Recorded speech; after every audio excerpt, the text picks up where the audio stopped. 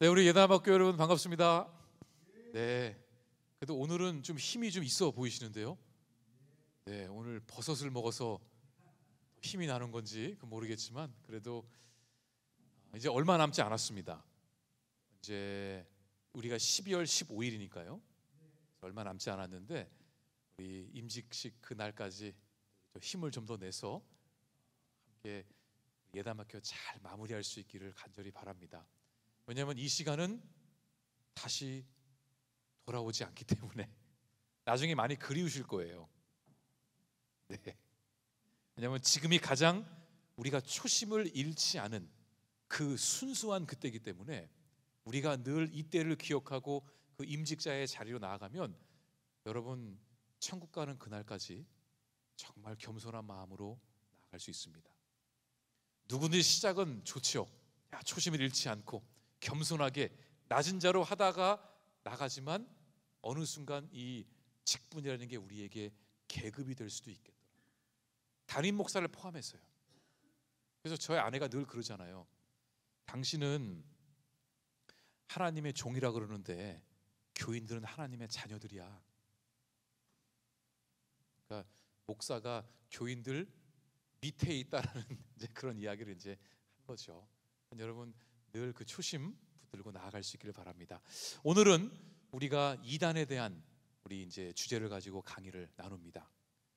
여러분 아시겠지만 제가 오버하지 않도록 틈틈이 교인들에게 이단에 대한 이야기를 하고 있습니다. 주보에도 내고 광고로도 하고 여러분 성경 공부 외부에서 하지 마세요.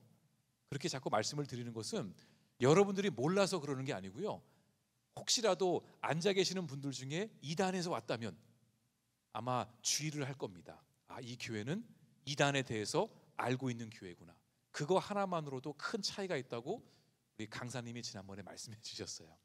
우리 조미도 목사님 현재 바른 미디어 이단 대책 그 사역을 지금 열심히 하고 계십니다. 여러 번 미디어에도 나오셨고 또 이단들과 여러 가지 그런 그 소송 속에서 또 많이 힘드시지만 그래도 꾸준히 이단 탈퇴한 분들 만나서 회복시키고 이단 방지할 수 있도록 교회들 다니면서 또 강의도 해주시고 또 우리 풀향기랑도 또 긴 인연이 있는 목사님이기도 하십니다.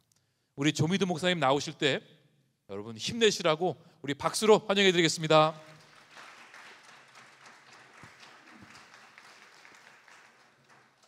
네, 우리 성도님들 만나 뵙게 돼서 반갑습니다. 제가 재작년에 한번 금요기도회 때 와서 강의를 한 적이 있었거든요. 혹시 그때 계셨던 분들 계십니까? 한 채 한 3분의 1 정도 계시고 처음 뵙는 분들 계시고 제가 강의했던 내용들 아마 다 기억하고 계시라고 믿어 의심치 않습니다. 그 정도 기억력들은 다 있는 거라고 저는 생각을 하는데 다 기억하고 하시기는 좀 어렵죠. 그래서 그때 했던 내용들 중에서 좀 중요한 내용들 그리고 처음 뵙는 분들한테는 또 교회 임직자로 이제 세워지시면서 또 반드시 좀 필요한 내용들에 대한 이야기를 좀 해드리려고 합니다.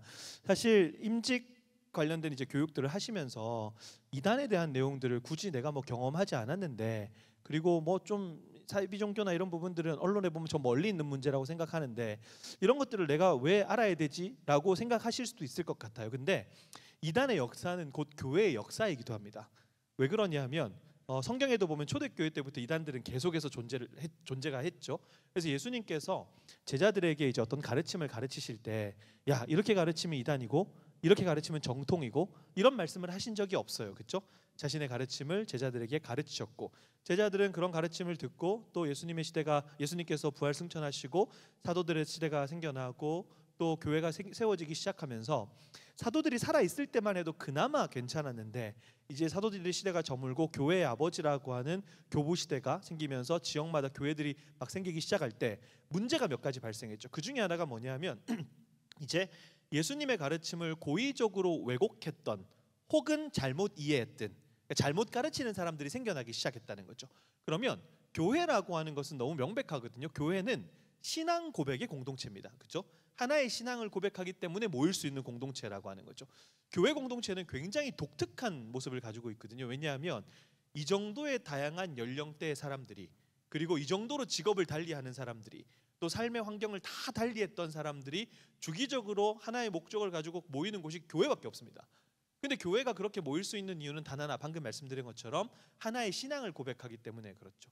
그런데 우리가 신앙 고백함에 있어서 우리 중심에 예수 그리스도가 계시고 예수 그리스도를 믿음으로 구원을 얻는다라고 얘기하고 예수 그리스도께서 우리의 유일한 구원자라고 이야기를 합니다. 그런데 어느 순간 그렇게 예수 그리스도를 우리의 유일한 구원자로 고백하죠.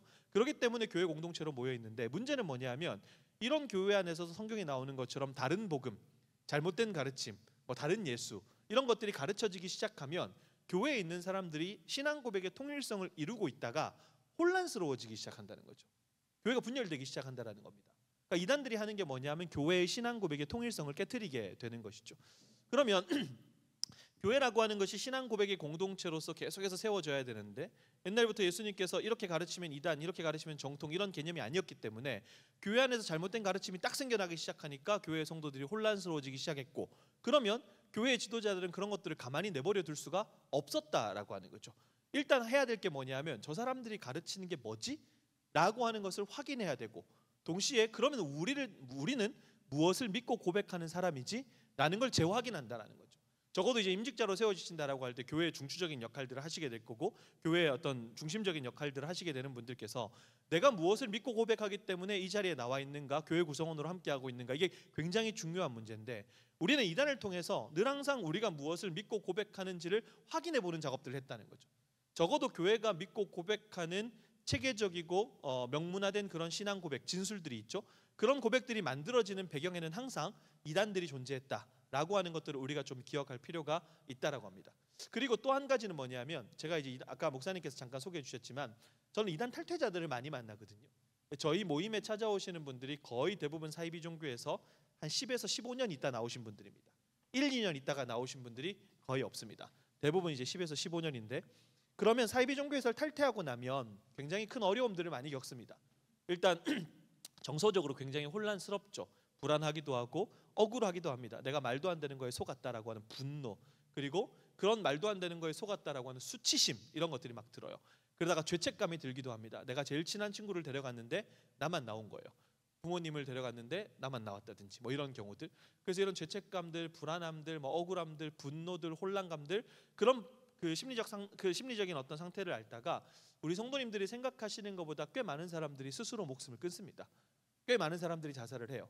그래서 제가 현장에서 이걸 보고 이단의 문제라고 하는 것이 단순히 저기 있는 이상한 사람들을 밝히는 문제가 아니라 적어도 거기 있는 사람들의 다수가 심지어 교회를 다니던 사람들이었다라고 한다면, 그죠? 신천지에 있는 사람 대다수가 교회 다니던 사람들입니다. 그러면 도대체 왜 이런 문제가 생겨났고 교회는 어떻게 이 문제를 바라봐야 되는가에 대한 고민들을 하기 시작했다는 거죠. 탈퇴자들 만나면서 같이 성경 모임하기 시작했고 제가 지금까지 이 사역을 하면서 만나봤던 탈퇴자 중에 사이비 종교에 제일 오래 계셨던 분이 몇 년 계셨냐면 몇 년 정도 계셨을 것 같으세요? 화나시진 않으셨죠? 예, 막 인상 쓰고 계셔가지고 네, 뭐 안 좋은 일이 있으셨어요? 네. 몇 년 정도 계셨을 것 같으세요? 30년? 제가 지금까지 이 사역하면서 만난 분 중에 사이비 종교에 제일 오래 계셨던 분이 42년입니다. 그렇죠? 30년 된 분도 만났는데 자, 여러분 30년 사이비 종교에 있었다. 그러면 나이가 몇 살 정도 됐을 것 같으세요? 60. 보통 이렇게 많이 대답하십니다. 50, 60. 나이가 몇 살이에요? 물어봤더니 30이래요. 사이비 종교 몇 년 있었어요? 그랬더니 30년 있었답니다. 그렇죠? 사이비 종교 모태신앙이라는 거죠. 그럼 사이비 종교라고 했을 때 많은 사람들이 나랑 상관없는 저 멀리 있는 문제, 그런데 사람들이 왜 가는 거야? 이렇게만 생각했던 사람들이 조금 한번 고민해 볼 필요가 있다는 거죠. 왜냐하면 저도 이제 중학생 자녀가 있고 초등학생 자녀가 있는데 중학교 때부터 이단 모태신앙 친구들이 학교 현장에서 본격적인 포섭 활동을 합니다. 이단의 역사가 곧 교회의 역사였고 이단이 믿고 고백하는 것을 통해서 교회가 무엇을 믿고 고백하는 바를 확인해 봤고, 그렇다면 학교 현장에서 우리 아이들이 이단 모태신앙들 이렇게 만나면서 포섭하고 할 때 여기 당장 한 블록만 넘어가도 하나님의 교회 있고 이 근처에 뭐 신천지도 있고 다 많은 사이비 단체가 있고 학교에서 우리 다음 세대 아이들이 그렇게 이단 사이비 만나고, 그러면 교회 직분자로 세워 계시고 중직자로 세워 계신 분들에게 아이들이 와서 질문할 수도 있겠죠. 집사님, 권사님, 장로님 혹은 엄마 아빠 할머니 할아버지, 제가 학교에서 친구를 만났는데 그 친구가 알고 보니까 JMS래요. 난 어떻게 해야 돼요? 제 짝꿍이 신천지라는데 그 친구가 자기네 교회 한번 가보자라고 하는데 그 친구 너무 좋은 친구래요. 너 어떻게 해야 돼요? 이게 현재 제가 중학생, 고등학생들 수련회 시즌에 아이들한테 강의하고 제일 많이 받는 질문입니다. 그렇기 때문에 이 교회라고 하는 것은 단순히 우리의 것을 당연히 진리를 체계적으로 알아가는 게 제일 중요하죠. 하지만 동시에 잘못된 것들을 통해서 우리가 무엇을 믿고 고백하는 바를 명확하게 이해하고 동시에 실질적으로 나타나는 이런 문제들에 대해서 우리는 좀 어떻게 대처할 수 있을 것인가라고까지 조금 이해하고 계시는 것이 교회에 이제 중직으로 세워지시는 분들한테는 마땅한 바가 아닌가라는 말씀을 좀 전해드리면서 저는 오늘 이 주제를 가지고 이야기를 좀 해보려고 합니다. 제가 지난번에도 이 주제를 가지고 이야기를 했는데 새로운 내용들 조금 추가하고 중요한 내용 조금 반복해가지고 말씀을 좀 나눠보려고 합니다. 사람들은 도대체 사이비 종교에 왜 미혹되는 걸까? 저의 가장 큰 관심사였거든요. 저는 사이비 종교 탈퇴자도 아니고 피해자도 아닙니다. 근데 보통 탈퇴자가 아니고 피해자가 아닌 사람들이 이쪽 사역을 하는 사람들이 많지가 않아요. 왜냐하면 직접적으로 경험을 해봐야 아 이거 되게 위험한 거구나라는 걸 인지하고 이 사역에 뛰어들게 되는데 저는 둘 다 아니거든요. 근데 저는 이제 이 사이비 종교의 문제를 뭐 몇 계기를 통해서 이제 관심을 가지고 보게 되는데 그 중에 제일 큰 이유가 뭐냐면 제가 교육전도사로 사역할 때 제가 맡고 있던 부서의 교사 선생님 한 분이 사이비 종교에 가게 돼요. 근데 무슨 생각이 들었냐면 그분은 이제 사실상 뭐 교회에서 뭐 소위 말하는 3대째 그리고 교회에서 참 열심히 봉사하셨던 분이고 교사로도 헌신하셨고 그리고 사업을 하시는 분인데 재정적으로도 꽤 넉넉하신 분이었어요. 근데 갑자기 말도 안 되는 그런 집단에 딱 빠지게 되는 걸 보고 무슨 생각이 들었냐면 그분이 빠진 단체가 궁금한 게 아니라 저 사람이 저기가 왜 갔는지가 너무 궁금한 거예요. 무슨 이유가 있을 거 아닙니까? 사람들이 어느 단체에 어느 순간 어느 단체에 가게 됐을 때는 이유가 있을 텐데 실제로 최근에 JMS 지난 1, 2년 동안 많이 들으셨죠? 정명석이라 그러잖아요. 여신도들 성추행, 성폭행해서 감옥에 간 사람. 그 사람들은 이니셜 따서 뭐 지저스 모닝 스타 뭐 이렇게 불러요. JMS 이렇게 해서. 저는 뭐 저리 가라 망할 뭐 이렇게 불러요. 자, 이쪽 분들은 여전히 화나 계신 것 같고, 자 이쪽 분들하고만 해야 돼. 자, JMS라는 그런 단체가 있는데, 사실 성범죄자를 메시아로 믿는 거 말이 안 되잖아요. 근데 여러분 이화여대 있죠? 이화여대 안에 JMS 신도들이 정점 찍었을 때가 약 100여 명이었습니다. 이화여대 안에만. 이해가 잘 안 되는 거예요. 분명히 이유가 있을 텐데 우리는 보통 이런 문제를 보고 세뇌당했다, 뭐 미혹당했다 이런 표현을 쓰는데 그게 조금 무책임한 표현처럼 들렸어요. 적어도 우리가 그 영혼을 이해하고 바라보기 위해서 무슨 과정을 통해 세뇌당했지, 왜 세뇌당했지, 왜 미혹됐지, 그 과정 속에서 저 사람한테 무슨 일이 있었지, 이런 걸 확인해 보는 것이 되게 중요했다라는 거죠. 근데 그런 것들을 10년 넘는 시간 동안 수많은 탈퇴자들을 만나고 미국이나 일본 같은 경우는 우리보다 사이비 종교의 역사가 좀 더 깊으니까 그런 걸 조금 바라보면서 제 나름대로 정리하고 교회가 이 문제에 대해서 충분히 예방할 수 있는 지점들이 있더라고요. 그 얘기를 좀 해드리려고 합니다. 저는 사람들이 사이비 종교에 미혹되는 이유를 3가지 관점으로 좀 설명을 드리려고 합니다. 이 큰 틀은 제가 이제 금요 기도회 때 와서 했던 내용과 동일한 건데 이 틀 안에서 조금 업데이트된 내용 그리고 그때 못했던 추가적인 중요한 내용들을 이야기하려고 합니다. 자, 첫 번째는 사기의 관점이고 두 번째는 결핍의 관점이고 세 번째는 세뇌의 관점입니다. 각 관점, 사기의 관점과 결핍의 관점과 세뇌의 관점을 통해서 사람들이 왜 사이비 종교에 발을 들이게 되고 발을 들이고 난 이후에 어떻게 사상이 망가지고 거기에 미혹되는지 그를 통해서 교회는 무엇을 믿는 사람인지 어떻게 예방할 건지 라는 이야기를 한번 해보려고 하는 거죠. 사기의 관점에서는 우리 성도님들이 이단에 대한 이해도가 지금 다 다르시잖아요. 그렇죠?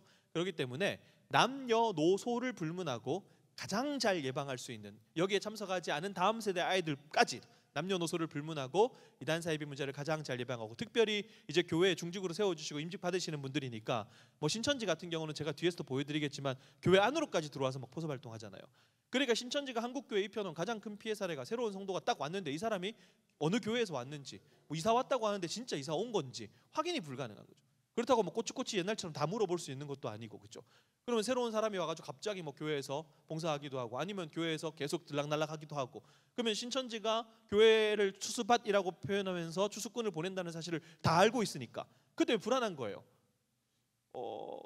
말씀드린 것처럼 신천지가 한국교회 입혀놓은 가장 큰 피해 사례, 한쪽으로 환영하지만 뒤에서는 의심하게 되는, 그럼 이런 문제들을 교회 중직으로 세워주시는 분들이 좀 어떻게 이해해야 될 것인지, 이런 이야기들, 좀 실질적인 이야기를 사기의 관점에서 좀 해드리려고 하고요.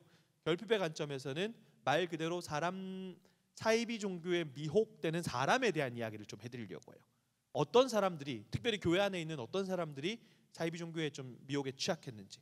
어쨌든 신천지에 가 있는 사람들의 다수가 교회를 다니던 사람들이었는데 저는 이게 저한테 굉장히 큰 책임으로 다가오거든요.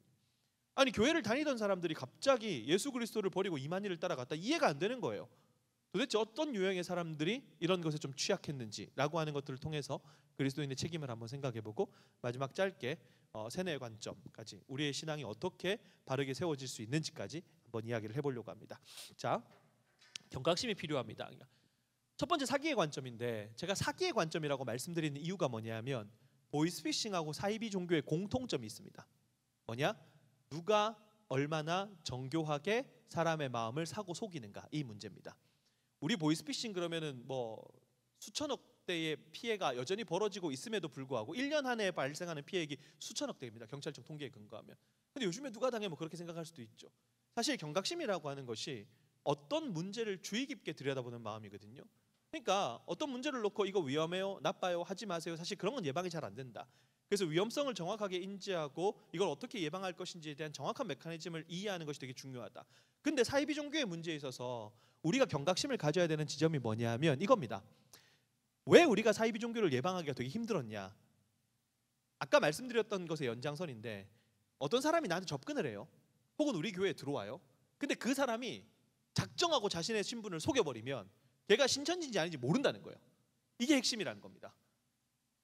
절대로 나를 포섭의 대상으로 삼고 사람들이 다가온다면, 사이비 종교가 다가온다면 자신의 정체를 밝히지 않는다는 거죠. 이게 핵심이에요.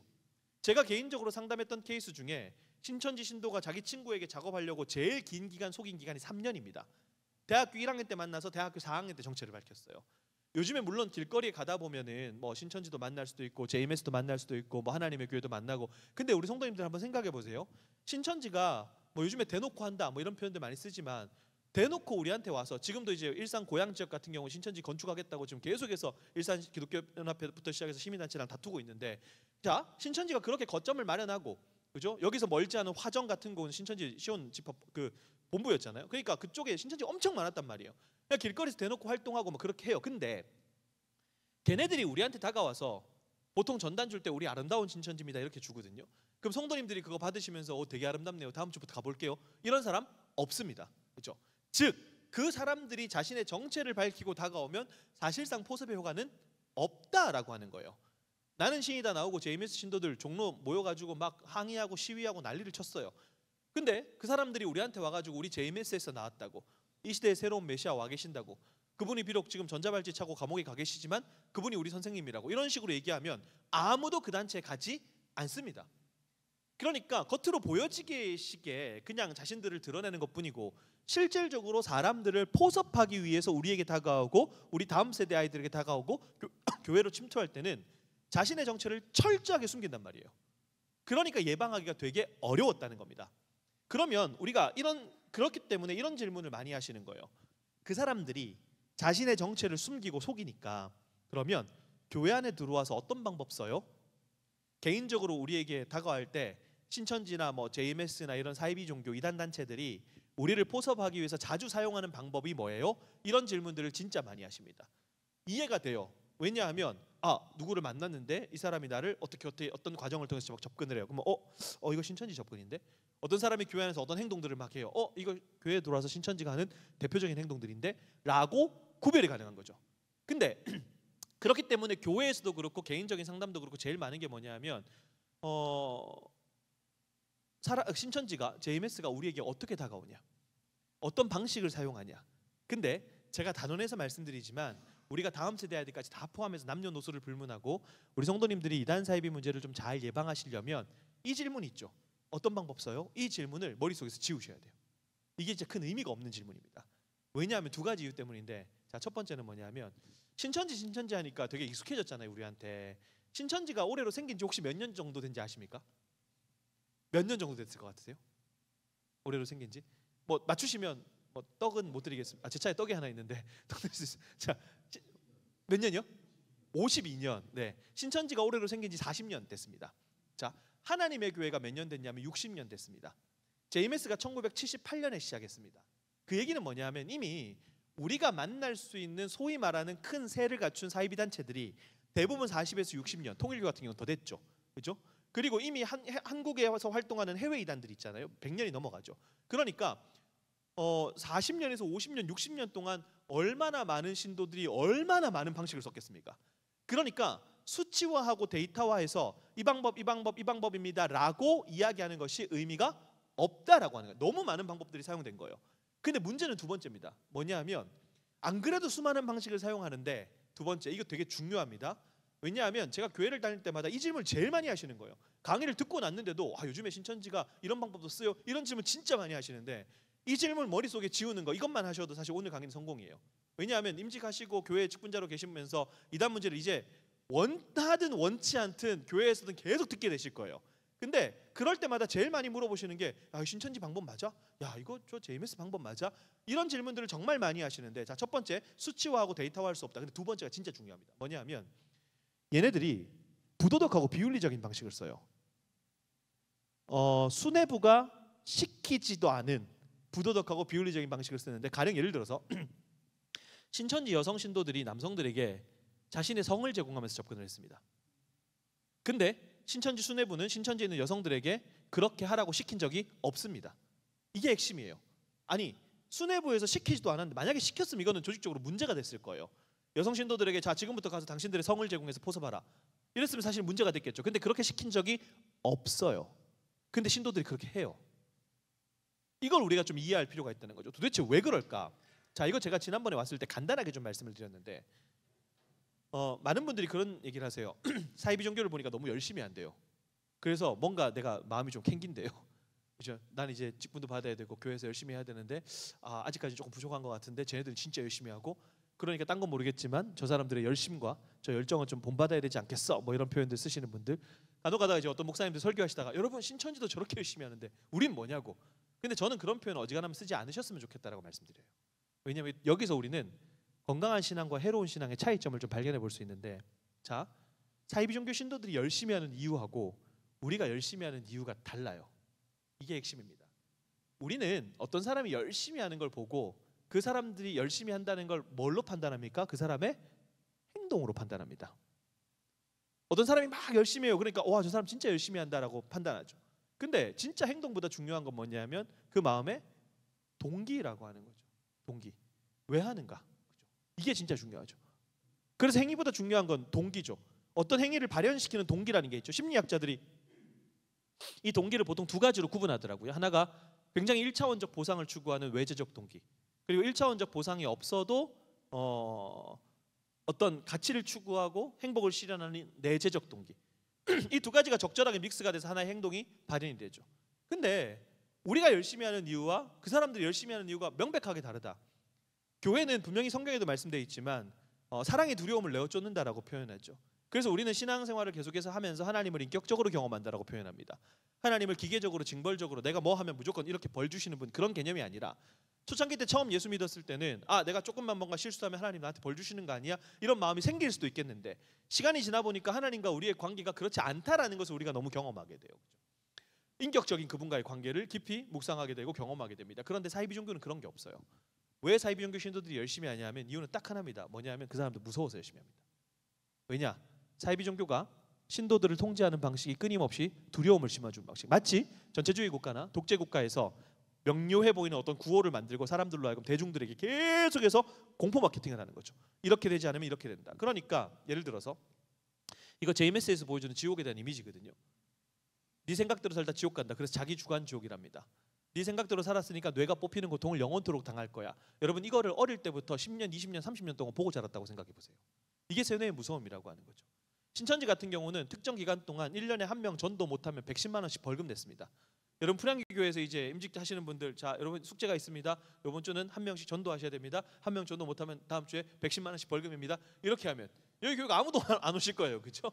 그런 거예요. 달라요 이게. 단체를 유지시켜 나가는 방법이 다르다라고 하는 거죠. 사람들에게 계속해서 두려움을 심어주고 왜 여러분 이런 생각을 해보신 적이 있으세요? 14만 4천이라는 숫자에 굉장히 꽂혀 있어요. 사이비 종교들이 14만 4천 12 곱하기 12 곱하기 1000이라고 하는 구원받는 사람의 상징 수를 의미합니다. 그런데 그 14만 4천이 실제 수래요. 자기들 14만 4천, 자기들 14만 4천. 왜 14만 4천일까? 이유는 되게 단순해요. 뭐냐 하면 이거 제가 만들어 놓은 사이비 종교 메커니즘인데 뭐냐 14만 4천은 모두가 다 나누어 가질 수 있는 숫자가 아니거든요. 세상에서 제일 억울한 사람을 14만 4천 1등으로 만들어 버립니다. 사이비 종교와 불건전한 단체를 이제 파악하는 체크리스트 중에 하나가 뭐냐면 신도들을 계속해서 계급화시켜요. 그리고 너가 더 나은 존재가 되어야 된다라고 계속해서 무언가를 강요합니다. 그래서 구원받는 사람이 정해져 있고 네가 그 안으로 들어와야 된다라고 하는 구원론만 명확하면 되거든요. 우리 임직 받으시는 분들이니까 구원론만 명확하게 하면 되잖아요. 구원은 오직 예수 그리스도를 어떻게 해서 받습니까? 믿음으로 받는 거죠. 그렇죠? 행위가 우리를 구원할 수 없다라고 하는 게 명백하게 나와 있는 거죠. 동전의 양면처럼 믿음이 있으면 행위가 나타나는 거지 행위가 우리를 구원하지는 못한다라고 하는 거죠.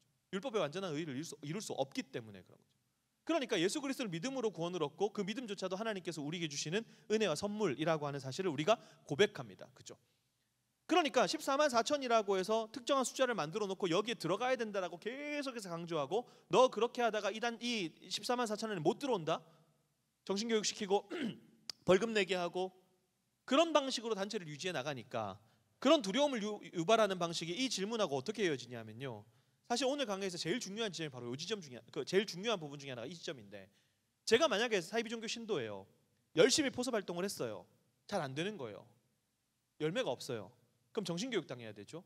가다 벌금 내야 돼요. 그러다가 14만 4천 안에 못 들면 어떡하지라는 두려움들이 막 생기기 시작하는 거죠. 그럼 어떻게 하냐면 위에서 시키는 방식이 아니라 내가 잘할 수 있는 방법을 만든다는 거예요. 이게 핵심입니다. 이게 핵심이에요. 근데 문제는 뭐냐 하면 내가 잘할 수 있는 방법을 만들다가 이것조차 잘 안 되니까 신천지는 포섭을 할 때 거짓말을 해도 된다라고 하는 게 교리화돼 있습니다. 거짓말을 해도 돼요. 걔네들은 모략이라고 표현하는데 그리고 많은 사이비 단체들이 그렇게 포섭을 할 때 거짓말하는 것을 그렇게 대수롭게 여기지 않습니다. 그러다 보니까 사람이라는 존재가 양심이 있잖아요. 선과 악을 구별하는 마음을 양심이라고 표현하죠. 이게 무뎌지는 거예요. 성경에도 양심에 화인 맞았냐 이런 표현이 있잖아요. 그러니까 계속해서 부도덕하고 비윤리적인 방식, 양심이 무뎌지고 그러다 보니까 위에서 시키는 방식대로 안 했는데 이거 내가 극복해야 되는 두려움들이 있는데 그럼 어떻게 합니까? 내가 다른 방식을 써봤는데 이것조차 잘 되지 않을 때 이 선을 넘어버리는 거예요. 그리고 굉장히 부도덕하고 비윤리적인 방식으로 포섭을 하고 그걸 어떻게 하냐 하면 합리화시켜버립니다. 제가 사이비 종교를 종교 중독이라고 부르거든요. 제가 사이비 종교를 종교 중독이라고 부르는 몇 이유가 있는데 그 중에 하나가 뭐냐면 여러분 알코올 중독자들이 술 못 끊는 메커니즘 되게 단순합니다. 술을 마셨어요. 문제를 일으킵니다. 그리고 술에서 깼어요. 그럼 내가 술 마시면 문제 일으키는 사람이네. 그러면 술을 끊어야지라고 하는 합리적 판단을 해야 됩니다. 근데 중독 학계에서 되게 유명한 말이 있습니다. 뭐냐면 중독자의 뇌는 더 이상 합리적 판단을 위해서 작동하지 않는다라고 얘기합니다. 오로지 모든 상황을 합리화시킨다라고 이야기를 하죠. 그래서 단주라고 하는 합리적 판단을 하는 게 아니라 나는 그럼에도 불구하고 술을 마실 수밖에 없다라고 자기를 끊임없이 합리화시켜요. 중증 중독자들이 자기가 중독자라는 사실을 잘 인정하지 않습니다. 왜냐하면 내가 마음만 먹으면 내일 끊을 수 있다라고 생각하기 때문에 그렇죠. 그러니까 이런 자기 합리화가 사이비 종교 두려움과 불안 가운데 몸담고 있는 사이비 종교 신도들에게 부도덕하고 비윤리적인 방식을 합리화시키는 방법으로 나가버린다는 거예요. 이게 진짜 무서운 겁니다. 자, 그러면 제가 말씀드리고 싶은 것의 핵심은 이건데 우리는 지금까지 신천지가 이런 방법 썼는데 주변에서 그런 얘기 많이 들어보셨을 거예요. 이렇게도 한대 저렇게도 한대 교회 안에 들어와서 이렇게도 한대. 근데 그 방법으로 구별하는 게 거의 불가능하다는 거예요. 그러면 되게 단순해. 그러면 한 가지 의문이 생기는 거죠. 아니 그 사람들이 정체를 아예 작정하고 숨겨버리고 우리에게 다가오는 방식을 수치화하고 데이터화할 수 없다면 그럼 우리 어떻게 예방할 수 있냐? 이 지점이에요. 근데 예방법은 의외로 되게 단순합니다. 너무너무 단순해요. 그래서 제가 심행신 목사님하고도 교회에서 이런 강의가 있기 전에 그리고 교회 성도들이 막 늘어나는 과정 속에서 이 얘기를 꼭 주기적으로 하시는 게 좋겠다라고 말씀을 드렸던 건데 뭐냐면 딱 이거예요. 종착지는 교회 밖 비밀리한 성경 공부. 이것만 생각하시면 돼요. 사실상 이건 다음 세대 아이들도 똑같습니다. 특별히 고3에서 대학 넘어가는 아이들 좀 있으면 수능 치잖아요. 왜 수능 치고 난 이후에 젊은 아이들이 그렇게 많이 가는가 제가 뒤에서 말씀을 드릴 건데 결국 되게 단순하게 생각하시면 돼요. 내가 어디에서 누구를 만났든 그 사람을 교회 안에서 만났든 교회 바깥에서 만났던 그 사람이 나를 포섭하기 위한 사이비 종교 신도라면 반드시 교회 밖 비밀리하는 성경 모임으로 갑니다. 왜냐하면요 단순해요. 자, 만약에 제 친구가 있어요. 얘가 신천지라는 사실을 몰랐어요. 얘가 나한테 접근을 한 거예요. 우리는 3년 동안 관계를 맺었습니다. 같이 밥도 먹고 운동도 하고 영화도 보고 놀러도 가고 막 그랬어요. 근데 제가 신천지 신도가 되나요? 그랬다고 해서? 아니죠. 신천지 신도가 된다는 건 뭐냐면 그 사람들이 말하는 교리를 받아들였다는 얘기죠. JMS에 들어갔다. 하나님의 교회에 미혹됐다. 이 얘기는 그 사람들이 말하는 교리, 그들의 신앙 고백을 하게 되었을 때 결국 교회도 마찬가지지 않습니까? 교회에 새로운 사람이 딱 왔는데 오자마자 짝짝짝 당신은 그리스도인이 되었습니다. 아무도 그렇게 안 합니다. 적어도 그 사람이 신앙 고백을 할 때 비로소 그리스도인이 되었다라고 우리가 표현하는 거죠. 똑같습니다. 사이비 종교라고 할 때 처음부터 이만희 들이밀고 정명석 들이밀고 안상홍 장길자 들이밀면 누가 믿겠냐는 거예요. 그러니까 그 사람들이 처음에는 자신들의 성경 공부 모임, 즉 사이비 종교의 성경 공부 모임은 한마디로 요약하면 성경을 해석하는 눈을 바꾸는 작업이죠. 성경을 해석하는 방식이 달라요. 그러니까 신천지에 있는 사람들하고 대화할 때 제일 안 좋은 대화법이 이겁니다. 우리가 제일 많이 했던 거죠. 성경책 딱 들이밀면서 야, 여기 이만희가 어딨냐고, 이만희 찾아보라고, 성경책에 이만희가 어딨냐고, 성경책에 정명석이 어딨냐고. 여러분, 이게 우리가 그 사람들과 할 수 있는 최악의 대화입니다. 도움이 안 돼요, 그런 대화가. 왜냐하면 성경을 똑같이 봤는데 그 사람들은 해석하는 방식이 달라서 성경을 통해서 자신들의 구원자를 발견하죠. 예를 들어서 여기에서 하나의 사건이 딱 벌어졌는데, 그럼 지금 제가 보는 방향하고 우리 성도님들이 보시는 방향하고 저 뒤에 계신 분들이 보는 방향하고 다 다르잖아요. 그럼 우리는 똑같은 공간 안에서 똑같은 시간에 똑같은 사건 봤는데 이 사건은 의미가 없어져요. 이 사건을 해석하기 위해서 내가 본 방향과 내가 이 사건을 해석하는 데 미치는 나의 세계관과 가치관이 이 사건을 다르게 해석한, 각자마다 다 다르게 해석하게 만들어 버린다. 그래서 늘 항상 하는 말이 그거죠. 사건은 의미가 없어지고 사건을 어떻게 해석하느냐의 문제다. 성경은 하나인데 이 성경을 통해서 다른 해석이 나오기 시작하는 거죠. 다른 해석이. 우리는 성경을 해석할 때 다양한 방식을 사용합니다. 어떤 건 문자로 보고 어떤 건 비유와 상징으로 보고, 정말 중요한 게 뭐냐 하면 성경에 나와 있는 이 구절들이 이 당시에 이 사람들한테는 무슨 의미였는가. 그렇죠? 특별히 신약 같은 경우는 로마 제국 속에서 이 사람들이, 이 로마 제국 안에 있는 사람들이 이 구절을 어떻게 이해했을까, 이걸 확인합니다. 특별히 마태복음 1장, 마태복음 같은 경우는 수신자가 유대인이기 때문에 유대인들의 관점에서, 그 당시 유대인들의 관점에서 이게 무슨 의미였는가, 이걸 해석해 보는 게 굉장히 중요하거든요. 근데 사이비 종교는 그런 게 없잖아요. 모든 성경 다 비유로 돼 있고, 이 비유로 돼 있는 거 푸는 거 자기들밖에 없고, 이거 풀어보니까 새로운 메시아와 계시고 그분이 우리 선생입니다, 요 얘기하는 거거든요. 그러니까 기존의 성경을 보던 눈을 자기들의 성경 해석의 방식으로 바꿔야 비로소 자신들의 교리를 주입시킬 수 있는 과정이기 때문에, 사실상 신천지만 하더라도요, 우리 성도님들 아시는 것처럼 뭐 복음방이나 센터 이런 과정들 있잖아요. 이런 과정에 있을 때 그 사람들을 신도로 인정하지 않아요. 교육생이라고 표현하죠. 근데 센터 과정이나 복음방 과정을 통해서 결국 성경을 보는, 해석하는 방식을 바꾸는 작업을 통해서 자신들의 교리에 시험을 쳐서 몇 점을 이상 맞아야 신천지 신도가 되는 거예요. 제가 이렇게 얘기하니까 많은 분들이 안심하시더라고요. 왜냐하면 신천지 신도 되는 과정이 생각보다 좀 빡세거든요. 일주일에 한 3번에서 4번 정도, 하루에 2시간에서 4시간 정도 성경 모임을 해야 됩니다. 몇 개월 정도 해야 되면 6에서 8개월 정도 해야 돼요. 여기서 이미 끝났어요. 안 간대요. 자기는 그렇게 성경을 공부할 일이 없기 때문에 안 가신다고 막 그러는데, 그렇게 성경 모임에서 시험 쳐서 합격을 해야 신천지 신도가 되는 거죠. 여러분, 신천지에서 성경 가르치는 강사하려면요, 오피셜한 건 아닌데 탈퇴자들 얘기를 들어보니까 한 4,000구절 정도만 외우면 된대요, 성경을. 별로 안 놀라시네요. 다들 뭐 임직교육 때 한 6,000구절씩 다들 4,000구절 정도만 외우면 신천지에서 성경 가르치는 강사를, 우리 가면 안 시켜줘요. 우리 그렇게 무시하는데 저도 4,000구절 다 못 외우거든요. 그 사람이 외우는 구절 수가 아닙니다, 그 정도면. 근데 그렇게 두려움을 심어주고 그들의 성경을 해석하는 방식을 바꾸는 모임이 바로 요지점. 그러면 되게 단순해져요. 내가 어디에서 누구를 만났던 그 만남의 끝이 교회 밖 비밀리하는 성경 모임만 안 가면 사실 문제는 안 생기는 거죠. 이체만 안 시키면 피해가 안 생겨요. 근데 문제는 뭐냐면 아까도 말씀드린 것처럼 누가 얼마나 정교하게 사람의 마음을 속이는가. 그래서 제가 실제적인 방법 몇 가지 좀 말씀드리려고 하는데, 제가 포서법 나열하는 거 별로 안 좋아하지만 이해도가 다 다르시고, 혹시나 오늘 들으셨던 내용 뭐 집에 돌아가시거나 하시면 가족들한테도, 그러면 혹시 뭐 교사로 계신 분들은 아이들한테도 얘기해 주시면 좋은데, 이런 거예요. 구체적으로 이건 제가 한번 보여드렸던 건데, 작년에 와서 보여드렸던 거 있고 안 보여드렸던 것도 있으니까 몇 가지 보여드릴게요. 큐티 교재 체험단 모집합니다. 길거리 가면 이런 거 되게 많아요. 뭐 새해로 보내는 자필 성경 쓰기 봉사합니다. 뭐 꿀알바 구합니다. 이거 많이 했어요. 1시간에 10,000원 드리겠습니다. 제가 신학대학원에 늦은 나이에 들어갔는데 목회에서 제일 중요한 게 설교니까 제가 부족하니까 제 설교 듣고 피드백 좀 해주세요. 뭐 이런 것들이 있었어요. 성경 쓰기 봉사자 모집합니다. 취업에 대한 정보 드립니다. 뭐 이런 것들. 제가 지금 보여드린 거 전부 다 신천지입니다. 다 신천지였어요. 심지어 이거 뭐냐면 요즘에 2030 세대들 40까지도 러닝 진짜 많이 해요. 러닝 크루들 엄청 많잖아요. 저는 이제 운정에 살고 있거든요. 운정 호수공원도 보면 그렇고, 운정으로 이사 오기 전에 별내에 살았었는데 여기 별내도 이제 용암천이라고 해서 카페 거리 쫙 있는데 러닝 크루들 진짜 많아요. 근데 거기에 신천지 정말 많은 거 알고 계십니까? 전국에 12개 지부에 위와 런이라고 하는 그 그 러닝 크루를 만들어 가지고 오늘날 청년들이요 결속하기가 되게 힘들거든요.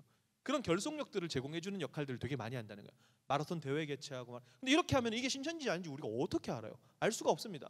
여러분 당근마켓 많이 이용하십니까? 당근 이렇게 거래 많이 하시죠? 당근마켓에 보면 제일 밑에 보면 카테고리에 동네 생활이라는 거 있습니다. 그 동네 생활에 보면 막 같이 반려견 산책 시킵시다, 배드민턴 칩시다, 운동합시다, 뭐 합시다. 여러분 거기에 신천지 엄청 많거든요. 그래서 신천지 그 당근마켓에서 공지사항을 이렇게 띄웠어요. 동네 생활에서는 이웃을 속이는 행위를 할 수 없어요. 당근마켓은 사기, 다단계, 위장 포교 활동 등 부적절한 의도를 가지고 어쩌고 저쩌고. 이 위장 포교 활동 이거 왜 나온 얘기냐면 신천지 때문에 그래요. 그러니까 우리가 만날 수 있는 가용한 모든 방법들이 다 사용되고 있다는 거죠.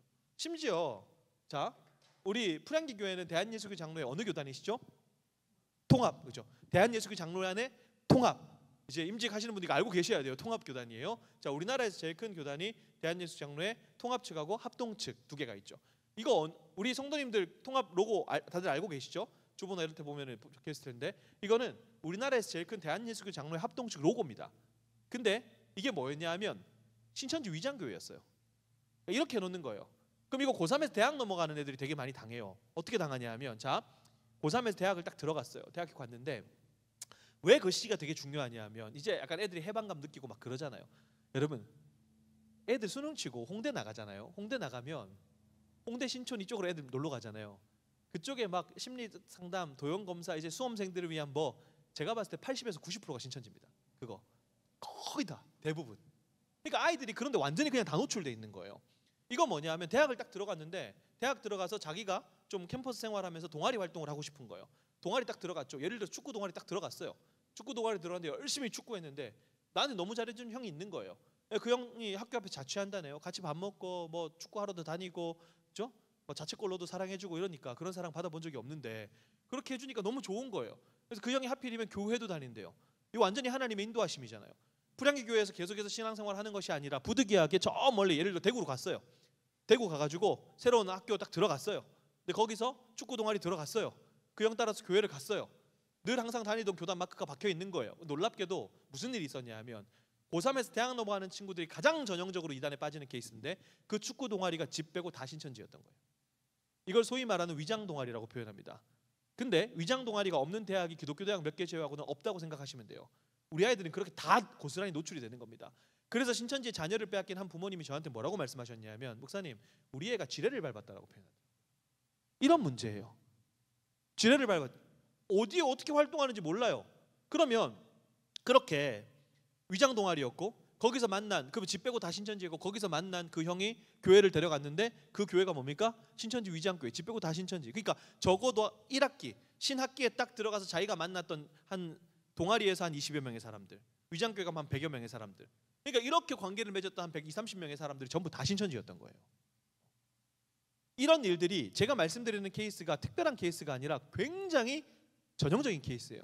그럼 이런 것들을 예방하는 방법이 뭔가? 되게 단순해요. 엄청 단순하죠. 뭐냐면 우리 교회에 있다가 다른 지역으로 가서 교회를 새롭게 정하게 됐어요. 그럼 그때 어떻게 하시면 됩니까, 여러분? 제가 의외로 중학생, 고등학생 친구들 집회하다가 얘들아, 너희가 이런 상황에 놓였어. 그럼 너희 어떻게 교회 결정해야 돼? 라고 하면 애들이 의외로 뭐라고 많이 대답하시는지 아십니까? 거기 가서 좋은 친구 선배 사귀면 그 친구 교회 다니는 친구 따라가면 된다. 이렇게 얘기해요. 이게 현실이에요, 여러분. 그렇게 하니까 이런 문제가 생기는 거예요. 신천지가 전국에 위장교회 수백 개 운영했는데 우리가 걔네들이 잘해서가 아니라 우리가 아이들한테 그런 교육을 해준 적이 없고 아이들 역시도 그런 경각심을 전혀 가지지 않는다는 거죠. 그럼 어떻게 하면 될까? 되게 단순하잖아요. 목사님한테 물어보면 되죠. 목사님, 우리 애가 이번에 그쪽 지역으로 가는데 그 지역에 있는 같은 교단 안에 좀 건강한 교회 추천해 주시면 갈 수 있도록 할게요. 이렇게 하면 끝나는 문제예요. 근데 대부분의 사람들이 그렇게 잘 하지 않는다. 이렇게 활동하는 줄도 잘 몰랐고 심지어 이런 위장교회가 수백 군데 있을 거라고 생각도 해본 적이 없고 대한예수교 장로회 간판 달고 있는데 거기가 이단일 거라고 한 번도 생각해 본 적이 없는 경각심의 문제였다라고 하는 거예요. 자, 이제 중직자 분들이 이제 임직 받으시니까 제가 이 얘기는 좀 해드릴게요. 이거 작년에 제가 재작년에 한번 보여드렸던 건데 못 보신 분들을 위해서 다시 한번 말씀드릴게요. 신천지가 아까도 말씀드린 것처럼 한국교회 입혀놓은 가장 큰 피해 사례 중에 하나가 교회로 들어와서 활동하는 겁니다. 사실 한국교회가 신천지에 제일 예민한 이유가 제가 봤을 때는 교회 안으로까지 들어와서 사람 빼가는 게 신천지밖에 없어서 그래요. 물론 새도 제일 크고 그다음 피해 사례도 제일 많고 하기 때문에 그런데 교회 입장에서 직접적으로 교회 안으로까지 들어와 사람 빼가는 거 이게 신천지밖에 없거든요. 물론 중국에서 들어온 이단 사이비 단체 중에 그렇게 하는 데가 한 군데 있어요. 근데 거기는 새가 지금까지 중국에서는 엄청 큰데 한국에는 새가 크지 않기 때문에 금방 발각되기 때문에 사실 한국에서 조금 활동하기가 어렵고 JMS나 뭐 구원파나 이런 데들이 간혹가다 신도들이 뭐 조금씩 그렇게 하는 경우들이 있는데 조직적으로 이렇게 하는 데는 신천지밖에 없어요. 그러니까 신천지 제일 예민해요. 그리고 교회에 새로운 성도들이 막 몰려오기 시작하고 조금씩 몰려오기 시작하고 신도시 같은 경우에 새로 뭐 하면 많이 몰려오기 시작하고 아파트 단지 막 새로 생기면 몰려오기 시작하고 그러다 보니까 야 얘네들이 어떻게 우리한테 오는지 그럼 우리가 어떻게 예방해야 되는지 이 얘기를 되게 많이 했는데 이게 뭐냐면 제가 그린 게 아니라 신천지가 그려놓은 교회를 침투하기 전에 그려놓은 문서거든요. 12, 13년 전에 공주 지역을 다 이렇게 그렸어요. 공주 지역에 있는 전 교회를 싹 다 그렸습니다. 12, 13년 전에 이렇게 그렸으니까 제가 봤을 때 전국에 있는 거의 모든 교회 다 그렸다고 봐요. 그러면 교회 본당을 그려요. 비슷하게 안 생겼네요. 비슷하게 생긴 걸 갖고 올 걸. 자, 빨간색으로 골수. 신천지 입장에서 골수는 누굴까요? 그 교회에 믿음이 좋은 사람들 앉는 자리. 신천지 입장에서 추천. 그 교회에 믿음이 연약한 성도들이 앉는 자리. 그리고 교회 사진 찍어놓고 프랑의 교회는 들어오는 입구가 뭐 똑같으니까 교회 사진 딱 찍어놓고 내가 주로 포섭할 대상자가 어느 횡단보도 건너서 들어오는 게 다 알고 있어요. 이게 핵심이었어요. 그럼 이런 거 제가 목사님들 대상으로 강의할 때 보여드리면 목사님들 깜짝깜짝 놀라시죠. 당황하세요. 그럼 신천지가 교회 안 이렇게까지 하는데 교회 안 들어오게 하는 방법이 없냐? 그런 방법은 없습니다. 사실은 신천지가 교회로 안 들어오게 하는 방법 없죠. 이사 왔다 그래서 들어오고 노방전도 할 때 노방전도 당해서 들어와요. 그죠? 그래야 의심을 덜 사니까. 많은 교회들이 신천지 아웃 포스터 붙여놔요. 아니 물론 뭐 마음은 알겠는데 신천지가 들어오다가 갑자기 신천지 아웃 포스터를 보고 아웃이네 이 교회는 그럼 나가겠냐고요. 그렇게 하지 않겠죠. 제가 말씀드리고 싶은 핵심은 그거예요. 우리 이제 임직자로 서시는 분들이 되게 중요하게 생각하셔야 될 게 있는데 자 얘네들이 교회 안으로 들어와도 뭐 여러 가지가 있지만 제가 하나만 좀 말씀드릴게요. 뭐냐 어쨌든 교회 안으로 이렇게 들어오는 이유는 지금 추천과 골수를 나눴다는 얘기는 뭡니까? 사람들을 나눠가지고 추천이 어떤 존재인지 제가 뒤에서 좀 이따 말씀드릴게요. 사람들을 나눠서 결국에는 교회 안에서 관계를 맺고 교회 바깥으로 빼가는 방식이에요. 어디로요? 결국 교회 밖 비밀리에 하는 성경 모임을 데려가는데 교회 바깥에서도 데려가고 교회 안으로까지 들어와서도 데려가고 자기들을 추수꾼 생명의 씨가 없는 이곳에 들어와서 추수해 간다라는 개념. 그러니까 이거는 신천지 수뇌부가 신천지 신도들을 닥달하고 그들을 공포 마케팅하고 사람들로 하여금 계속 굴려야 되기 때문에 나온 하나의 포서법인 거죠. 자극적인 극단적인 포서법. 그러니까 교회 안으로 들어와도 결국에는 추천과 골수를 나눠서 추천에 있는 사람들 만나가지고 자연스럽게 교회 밖으로 빼가는, 즉 교회 안으로 들어와서 교회 밖 비밀리에 하는 성경 공부 모임으로 데려가기 위해서 이 작업들을 한 거예요. 그러면 우리 성도님들은 이렇게 생각하시면 돼요. 이제 임직 받으시고 교회의 질서를 세워가시는 분들이라면 왜 목사님이 그렇게까지 교회 밖 비밀리에 하는 성경 모임이 위험하다라고 말씀하냐? 교회 바깥에서 하는 모임들 중에 건강한 거 있죠. 그런 걸 원천적으로 다 차단하시라는 얘기는 아니에요. 교회 바깥에서 하는 것 중에 검증된 거 있을 거 아닙니까? 근데 딱 한 가지예요. 이제 임직 받으시는 분들이 꼭 이거 지켜주셨으면 좋겠어요. 뭐냐? 내가 교회 바깥에서 무엇인가를 할 때는 반드시 목사님하고 상의하시라는 거예요. 사실 이것만 하셔도 큰 문제가 안 생겨요. 교회는 제가 젊은 목사지만 감히 우리 성도님께 좀 말씀드리고 싶은 게 있어요. 뭐냐면 교회는 질서가 있는 곳입니다. 질서가 있어요. 보통 우리는 정통신앙 고백이라고 표현하죠. 사람들은 정통이라고 하는 것에 좀 알레르기 반응을 일으키는 시대를 살고 있어요. 워낙 다원화된 사회고 포스트 모던 사회이기 때문에 정통이라고 하면 뭔가 꼰대 같고 막 구시대적인 것 같고, 근데 적어도 신앙 고백의 측면에서 정통 신앙 고백이라고 한다면 세 가지 요소를 포함해야 되거든요. 학자들이 보통 세 가지 요소를 얘기하죠. 정통 신앙 고백은 세 가지입니다. 첫 번째 역사적 교회 안에서, 두 번째 보편적 그리스도인들이, 세 번째 동의했던 신앙의 고백입니다. 해 아래 세 것이 없어요. 이단들이 막 지금 신천지가 주장하는 거, 뭐 소위 말하는 한국에 들어온 해외 이단들 중에 몰몬교, 여호와의 증인, 제7일 안식일 예수재림교회 그런 데들이 주장하는 것, 뭐 JMS가 우리가 새로운 것들을 비밀한 걸 깨달았다라고 주장하는 그 모든 것들 싸그리 깡그리 다 합쳐놔도요, 이 사람들이 있는 교리 전부 다 1500년 전, 1000년 전에 다 있었던 내용들입니다. 새 것이 없어요. 그냥 그 당시 교회 역사 속에서 발현되었던 가르침들이 사장됐다 다시 나타나고, 사장됐다 다시 나타나고, 사장됐다가 현대적으로 옷 입고 다시 나타나고. 옛날에는 시한부 종말 주장했던 사람 없었을 것 같아요? 다 있죠.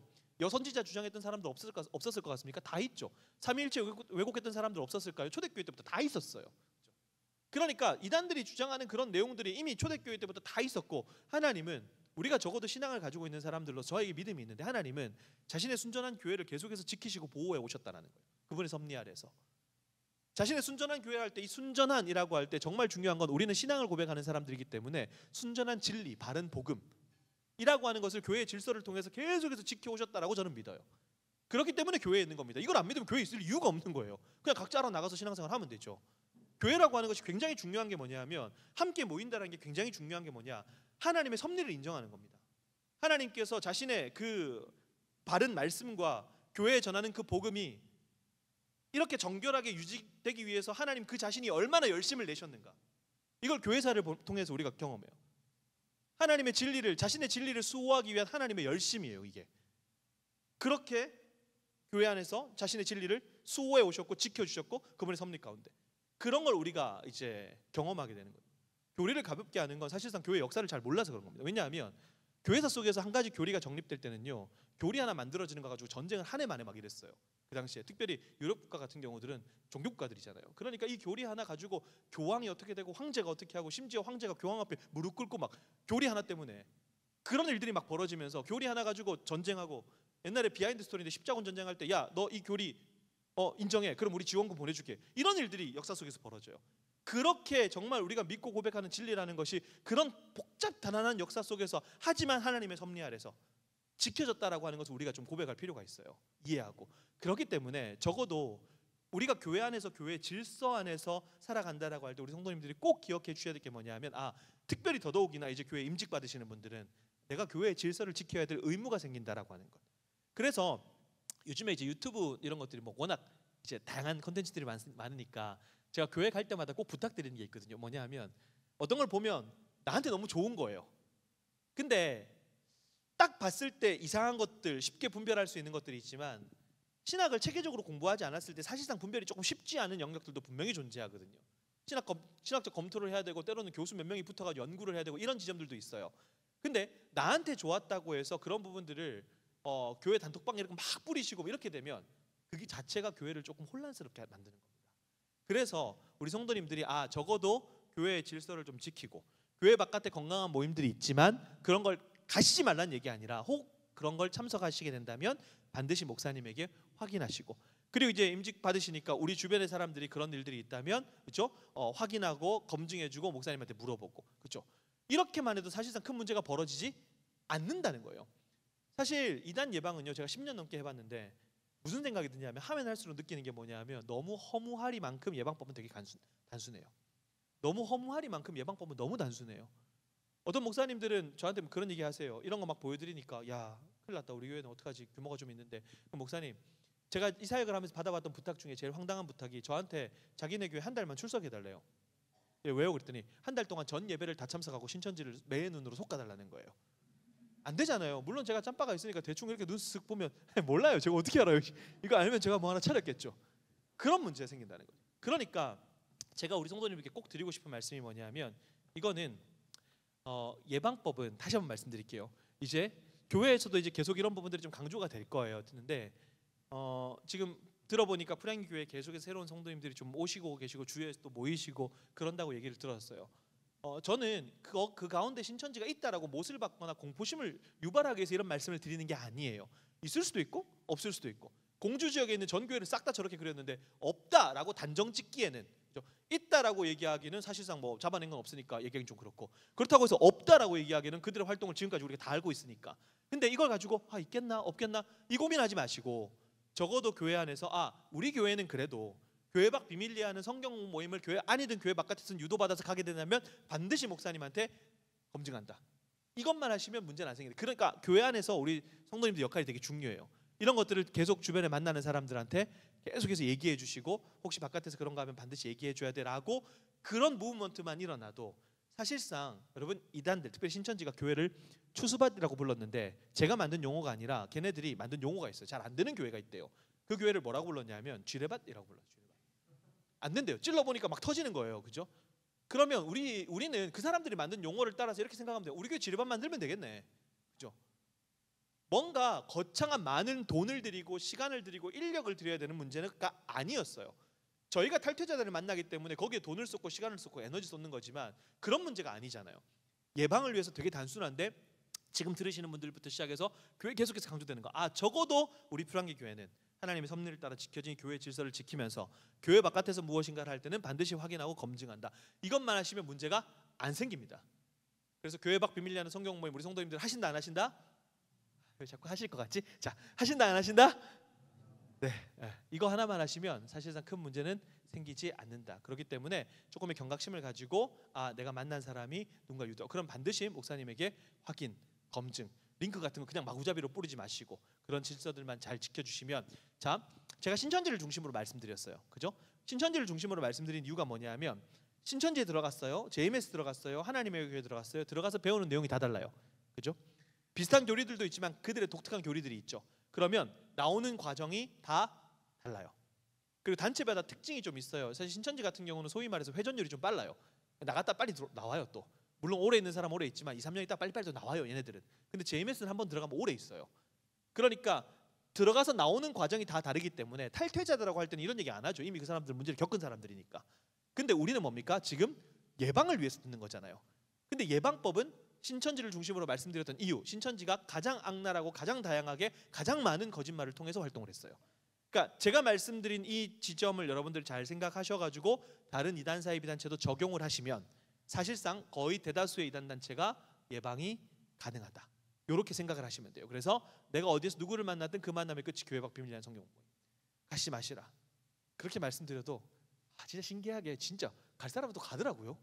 진짜 신기해요. 제가 제가 보통 이제 한번 강의 가면 그 교회 다시 가고 많이 간 교회는 막 5년, 6년 이렇게 가는 데도 있어요. 한 교회에 5년 동안 매년마다 한 번씩, 거기는 1부부터 4부까지 전부 다 1년에 한 번씩 이단 경계주일 맞춰가지고 세미나를 했는데 갈 때마다 다른 내용을 했죠. 근데 할 때마다 대신에 새로운 분들도 계시고 뭐 처음 듣는 분들도 그 자리에 계실 수 있으니까 1년에 한 번씩 가니까 교회 밖 비밀리하는 성경 모임 가지 마세요. 이거를 꼭 강조했어요. 근데 얼마 전에 딱 갔더니 그 목사님이 목사님 진짜 신기하죠 그러더라고요. 왜요? 그랬더니 5년 동안 다 참석하신 분이래요. 그러니까 5년 동안 제 얘기를 들었어요. 5년 동안 교회 밖 비밀리하는 성경 모임 가지 말라고 얘기를 들었어요. 그 중간중간에 그런 이단 경계주일 1년에 한 번씩 하니까 한 6개월 지나면 또 조금 느슨해질 수 있으니까 담임 목사님 중간중간에 강조하시고. 근데 그분이 교회 밖 비밀리하는 성경 모임에 간 거예요. 가가지고 성경 모임을 하다 보니까 5년 동안 와가지고 그렇게 떠들어대던 걔가 하던 얘기가 이거였구나. 가서 알게 된 거예요. 이게 순간적으로 마치 보이스피싱처럼 낚이는 개념이더라고요. 제가 작년에 유튜브 보다가 보이스피싱 어떤 범죄를 봤더니 이거예요. 제가 저장한 아내 번호로 전화가 딱 오는 거예요. 제가 저장한 아내 번호, 그렇죠? 그러면 이제 아내 번호가 오면은 저처럼 이제 억눌린 자, 갇힌 자, 자유함이 없는 자처럼 사는 사람들은 낮에 아내 번호가 딱 오면 긴장할 거 아니에요. 그리고 네 하고 이렇게 받을 거 아닙니까, 그렇죠? 받는데 갑자기 전화 울먹거리면서 여성이 오빠 나 성폭행 당했어. 내 아내 목소리인지 아닌지도 헷갈릴 정도로 낮은 목소리로. 그리고 남자가 전화를 딱 뺏어가서 들었지? 지금부터 내가 시키는 대로 해. 그러니까 이걸 보면서 이거 순간적으로 사람들이 확인해보고 검증해보자라고 하는데 이거 뭐 어떻게 검증하고 어떻게 확인할지? 그러니까 계속해서 진화한다라고 하는 거예요. 그렇죠? 그러니까 결국 아까 초반에도 말씀드렸지만 보이스피싱과 사이비종교의 공통점은 여기 있었어요. 누가 끝은 똑같은데 누가 얼마나 정교하게 사람의 마음을 사고 속이는가. 그래서 현직 검찰 수사관들이나 이런 분들이 가끔씩 속임수나 이런 거 관련된 책을 쓰시는 분들이 계세요. 거기 보면 보이스피싱하고 사이비종교 그리고 피라미드 다단계 요 세 가지를 항상 같은 선상에 놔요. 얼마나 사람들을 잘 속일 수 있는가 요 지점으로. 그래서 우리 성도님들이 다시 한번 말씀드리지만 이 방법들은 사실상 큰 의미가 없다. 왜 방법들이 의미가 없는지는 수치화하고 데이터화할 수 없는 많은 보석법, 거기에 공포 마케팅으로 만들어진 신도들의 일탈 행동. 그렇기 때문에 다시 한번 말씀드리지만 결국 종착지는 교회 밖 비밀리하는 성경 모임이다 라고 하는 것. 그래서 시간이 조금 흐르긴 했는데 제가 조금만 더 하고 마무리를 지을게요. 뭐 저를 십자가에 못 박지는 않으시겠죠? 네. 조금만 더 하고 마무리를 지을 텐데 제가 오늘 이 지점을 원래는 제가 뒷부분을 좀 많이 강조드렸는데 제가 오늘 이 지점을 많이 강조드린 이유는 딱 하나예요. 뭐냐면 이제 임직 받으시는 분들이라서. 그래서 교회 안에서 좀 실질적으로 이 내용들을 알고 계셔야 될 것 같아서 뒤에 내용들은 조금 근본적인 내용이고 원론적인 내용이라서 일단 요 지점을 강조를 드렸으니까 앞에 요건 좀 꼭 기억하셨으면 좋겠는데 사실은 이렇게만 잘해놓으면 우리 성도님들이 그런 분위기만 쫙 만들어지면 큰 문제는 다시 한번 말씀드리지만 벌어지지 않는다. 교회 내에서는 그렇게 생각하시면 좋을 것 같고요. 요 지점인데 그 이단 사이비 단체들이 다양한 방법을 쓰잖아요. 근데 자신들의 공식 명칭을 드러내놓고 쓰는 경우들이 있어요. 근데 그게 우리가 익히 알고 있는 이름하고 좀 다른 경우들이 있어요. 그래서 그 사람들의 공식 명칭을 조금 외워두시면 도움이 되는데 퀴즈 하나 드리겠습니다. 맞추시면 상품은 없습니다. 그렇죠? 그냥 나는 맞췄다 자기 만족하시면 되는데 자 JMS 우리 잘 알죠? 많이 들었습니다. 기독교 복음 선교회. 자 퀴즈입니다. 이 두 단체는 같은 단체일까요? 다른 단체일까요? O일 것 같다. X일 것 같다. 네, 정답은 O입니다. 같은 단체입니다. 그러니까 뭐냐? JMS라는 이름 안 써요 걔네들은. 기독교 복음 선교회. 그러면 이렇게 생각하시면 돼요. 기독교 복음 선교회가 JMS라는 것만 인지만 해놓으면 예방이 된다는 거예요. 왜냐? JMS가 이단 사입인 거 우리 다 알잖아요. 정명석이 성범죄 저질러서 감옥 갔다 다 알잖아요.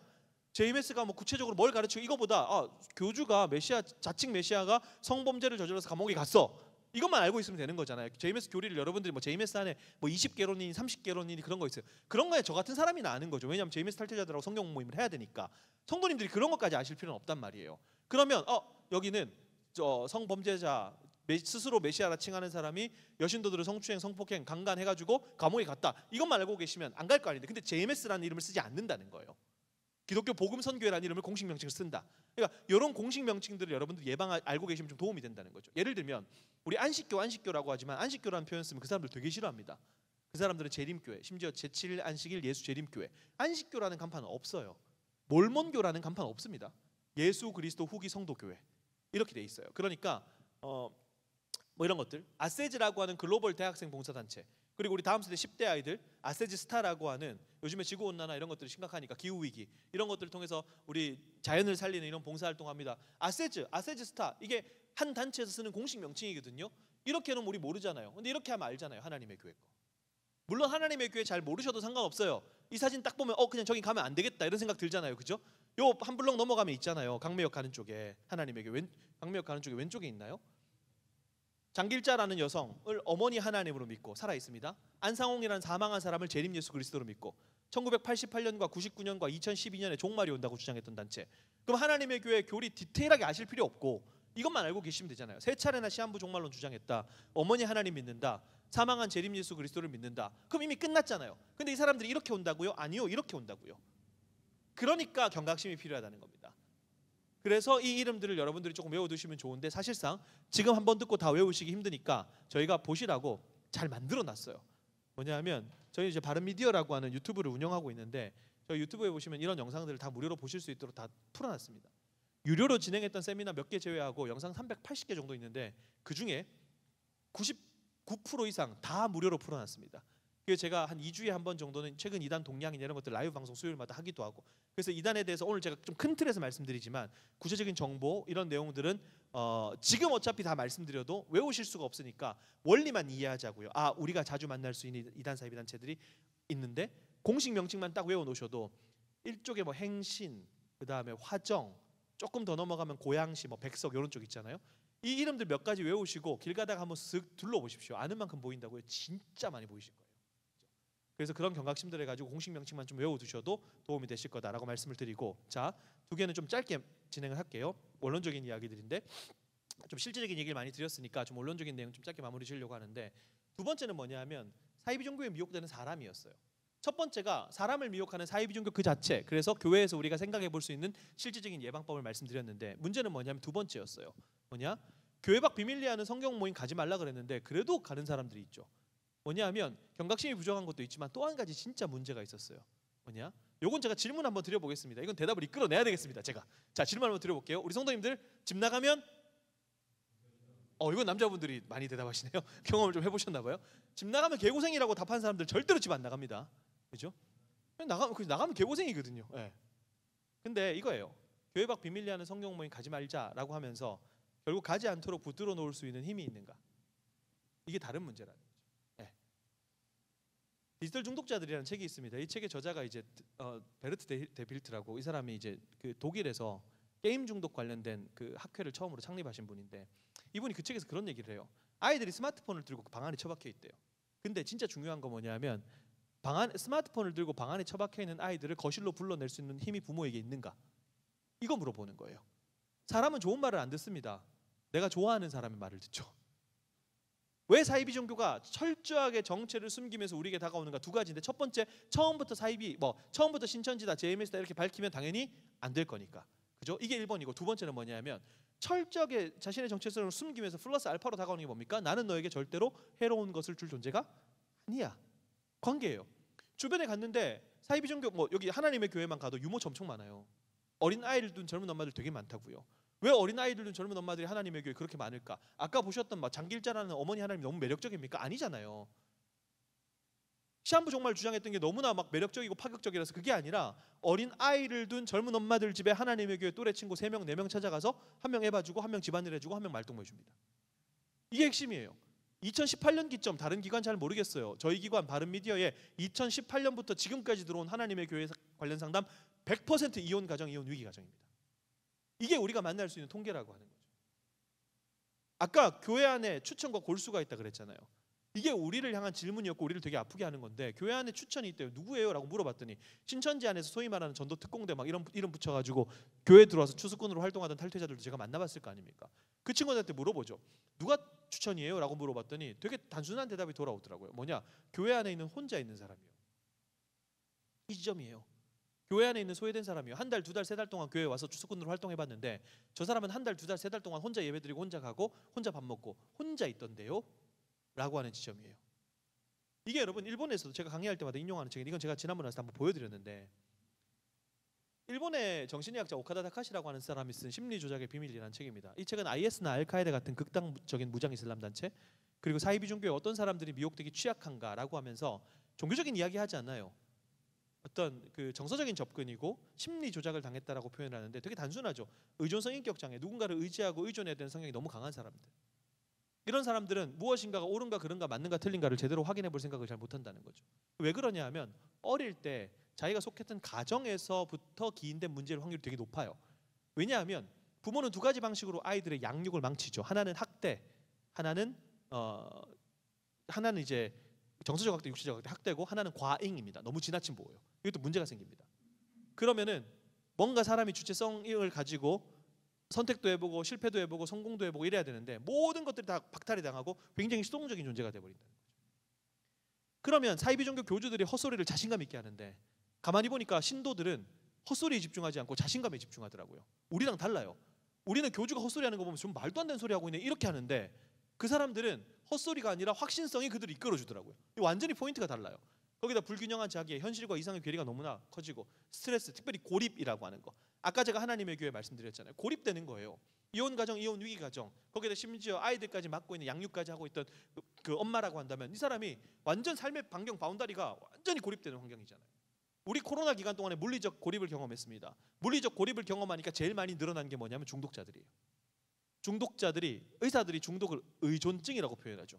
무엇인가에 의지하고 의존해서 내 일상이 망가지기 시작할 때 우리는 중독이라고 표현합니다. 왜 중독자들이 코로나 이후에 그렇게 많이 늘었을까? 되게 단순하죠. 사람은 혼자 살아갈 수 없는데 완전히 고립이 되니까 물리적으로 고립이 되고 환경적으로 고립이 되니까 무언가를 의지하고 의존해야 되는 성향이 생기기 시작하는 거죠. 그때 사이비 종교 신도들이 다가왔습니다. 나는 너에게 절대로 해로운 것을 줄 존재가 아니다.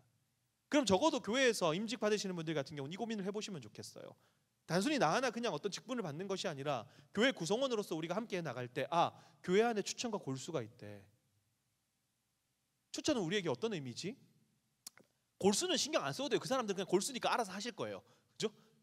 교회 안에 있는 추천이 적어도 우리가 그리스도인이라고 하는 것의 증거가 어디서 나타나냐 하면 한 영혼을 바라보는 마음에서 나온다라고 하는 건데 그럼 교회 안에 추천이 있고 버젓이 추천이 있다라고 여기면서 들어오는 신천지 신도들을 교회는 신천지가 나빠요 이게 아니라 우리는 뭐 해야 되지? 이 고민들을 하게 만든다는 거죠. 사람은 관계를 맺으며 살아가야 되는데 왜 그러냐면 하나님의 창조 본성입니다. 이게 인간으로 하여금 사람과 관계를 맺고 이웃과 관계를 맺고 하나님 또 다른 피조세계와 관계를 맺고 하나님과 관계를 맺고 관계를 맺는 존재로 창조를 하셨으니까 이 관계성이 문제가 생기니까 문제가 발생하기 시작하는 거죠.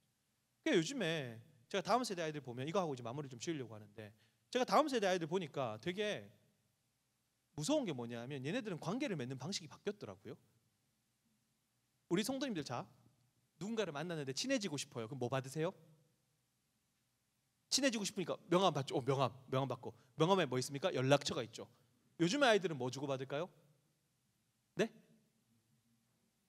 그쵸. DM이라고 해서 SNS, 인스타그램, 페이스북 안 합니다. 애들 페이스북 우리 엄마 아빠 다 들어와서 친구 요청하는 바람에 애들 다 도망갔어요. 인스타그램으로 다 도망갔는데 애들 카카오톡 안 하는 거 아시죠? 중학생 애들만 해도 카카오톡 안 합니다. 딱 했는데 일자가 안 없어져요.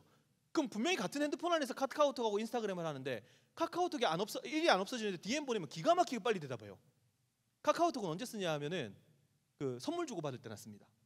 그때만 쓰고요. 카카오톡 안 써요. 자꾸 저한테 카톡 보내지 말래요, 저희 애가. 근데 인스타라고 하는 데가 뭐냐면요, 인스타 여러분 있어빌리티라는 표현 아십니까? 있어빌리티, 있어 보인다와 어빌리티의 합성어입니다. 신조어거든요. 있어 보이는 능력, SNS에 자신을 과시하는 거. 사람들 SNS 하면서 되게 상대적 박탈감 많이 느끼거든요. 왜냐하면 SNS 보니까 나 빼고 다 놀러 다녀요. 나 빼고 다 오마카세 먹고 다녀요, 사람들이. 그죠? 거기에 어떻게든 자신을 과시하는 거. 근데 아이들이 거기서 관계를 맺어요. 정상적인 관계일 리가 없어요. 이게 하나의 저는 현상이라고 보는 거예요. 현상이라고. 사람과 사람이 인격적으로 관계를 맺고 해야 되는데 그게 아니라 자신을 과시하는 영역 속에서 관계를 맺어요. 그럼 그런 과시와 더 많은 과시와 자기 욕구가 채워집니까? 안 채워지죠.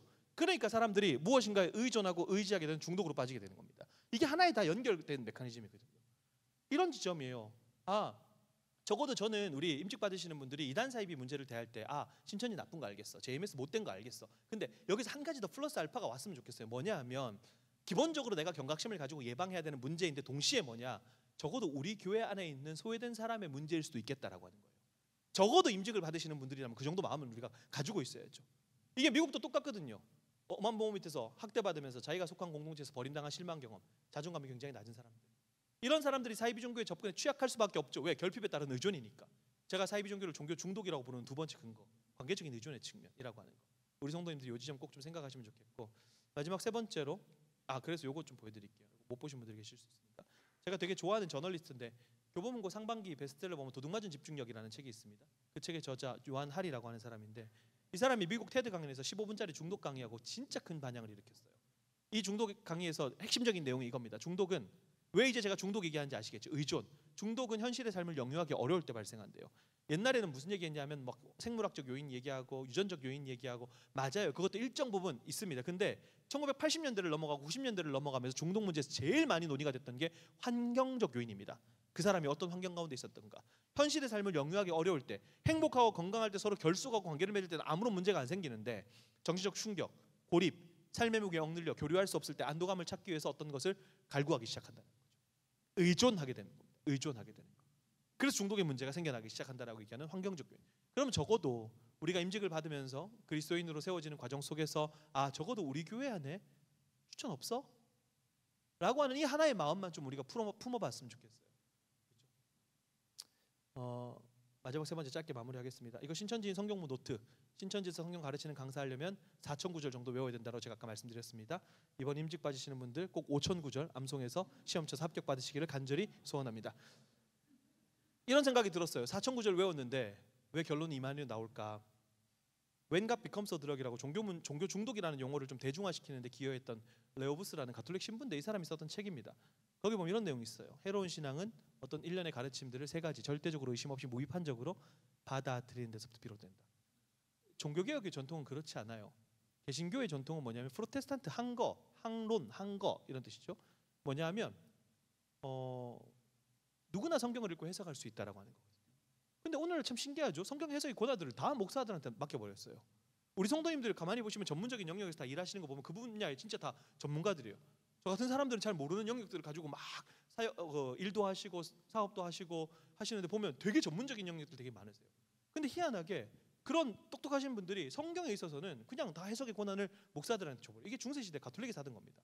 중세시대 가톨릭에서 큰 더 그레이트 바이블이라고 큰 성경 만들어 놓고 여기다가 쇠사를 딱 묶어놨죠. 쇠사슬로 상징적으로. 왜요? 이거 사제들 아니고서는 해석할 수 없다. 이게 신도들로 하여금, 그죠? 평신도, 저는 평신도라면 별로 안 좋아하거든요. 왜냐하면 이게 계급 나누면서 나오는 거예요. 사제와 평신도 구분하는 거죠. 그렇게 성경 해석의 권한을 사제들이 가지고 있고, 이게 얘네들이 아무리 뭐 떠들어도 그냥 알렐루야 아멘 하는 거죠. 신도들은. 그게 중세시대였어요. 근데 그게 아니라 모든 성경은 어떤 성경이든 간에 우리가 스스로 읽고 해석할 수 있다라고 하는 게 종교개혁, 우리가 지금 몸담고 있는 프로테스탄트 이 개신교의 정체성입니다. 그래서 종교개혁자들이 뭐 했냐면 목숨 걸고 성경 번역했어요. 자기 언어로. 마틴 루터 우리 잘 알잖아요. 융커 웨르크라는 가명 쓰고 성에 틀어박혀가지고 독일어로 성경을 번역합니다. 근데 가톨릭은 성경 번역하는 사람들 잡아다 죽였거든요. 그리고 무덤에 있는 사람들을 시체 꺼내가지고 불태웠어요. 이게 반역행위라고 해가지고. 그런 전통 속에서 우리의 신앙이 만들어졌다라고 하는 것을 우리 성도님 좀 기억해 주시면 좋겠어요. 그래서 우리가 믿고 고백하는 것이 절대적으로 의심 없이 무비판적으로 받아들이는 게 아니라 끊임없이 확인하고 검증하고 물어보고 사유하고 생각하고. 그래서 사이비 종교가 신도들을 세뇌시키는 몇 가지 방법 중에 있는데, 이제 이거 얘기하고 진짜 마치겠습니다. 자, 뭐냐? 한시에 이거 하나만 얘기할게요. 언어를 통제한다. 사이비 종교는 굉장히 독특하고 이질적인 용어를 사용합니다. 왜냐하면 우리가 새로운 비밀한 것들을 깨달았다라는 것을 보여주기 위한 하나의 방법입니다. 굉장히 이질적이고 독특한 용어를 사용하죠. 이게 중국의 강제 수용소, 북한 사이비 종교가 똑같이 신도들을 세뇌시키기 위해 쓰는 방법입니다. 근데 적어도 임직 받으시는 분들이 우리의 신앙을 그럼 앞으로 어떻게 건강하게 세워갈 것인가라고 할 때 이단의 문제를 대할 때 이런 거잖아요. 이단이 요한계시록 가지고 특별히 신천지가 요한계시록으로 40년 동안 장난쳤어요. 그럼 적어도 내가 그리스도인으로서 나는 요한계시록에 대해서 어떻게 믿고 고백하지? 이거 해야 된다는 거예요. 우리가 믿음을 고백하는 사람이잖아요. 예수님 믿는 사람이잖아요. 그게 하나님의 말씀이잖아요. 그렇죠? 근데 이런 것들을 확인해 볼 수 있는 내 신앙의 건강성들을 확인해 볼 수 있는 되게 좋은 방법이 뭐냐면 이게 교회를 오래 다니신 분들일수록 좀 위험한데 우리는 교회에서 주로 사용하는 용어들이 있습니다. 예를 들어서 하나님 나라, 구원, 세례. 근데 이런 용어들을 내가 어떤 의미를 가지고 사용하고 있는지를 확인해 보셔야 돼요. 이 진짜 중요합니다. 제가 초등학교 3학년 때 우리 어머니가 저한테 문제집을 주면서 답안지를 같이 주셨어요. 이름을 믿음으로 지어놓으셨으니까 얼마나 믿으셨는지 그렇게 주셨어요. 제가 답안지를 다 뺏겼죠. 왜냐하면 빨리 뺏기고 저는 오락실 가서 스트레이트 파이터를 해야 돼요. 그러니까 답안지 다 뺏겼습니다. 근데 제가 초등학교 3학년 때니까 이 문제가 얼마나 난이도가 수준이 낮아요. 답이 뭘 써도 나오는 답이 있는 문제가 있었어요. 모래사장에서 바닷가 모래사장에서 뭘 만들 수 있는가? 아무거나 써봐라. 뭘 써도 답이 돼요. 근데 답안지에 뭐라고 돼 있었냐면 생략이라고 돼 있었어요. 제가 뭐라고 썼을까요? 그죠, 생략이라고 쓴 거죠. 왜냐하면 생략이라는 단어를 저는 몰랐고 이런 고차원적 단어를 알고 있다는 걸 우리 어머니한테 피력하고 싶었어요. 생략이라고 딱 썼죠. 어머니가 채점하시다 저를 불러요. 나 놀러 와봐. 생략이 뭐야? 너무 감사했어요. 왜냐하면 일단 팩트 체크는 해보시니까. 생략이 뭐야? 할 말이 없잖아요. 제가 이렇게 대답했습니다. 어머니, 생략은 생략입니다. 뒤지게 맞았어요. 그때 진짜.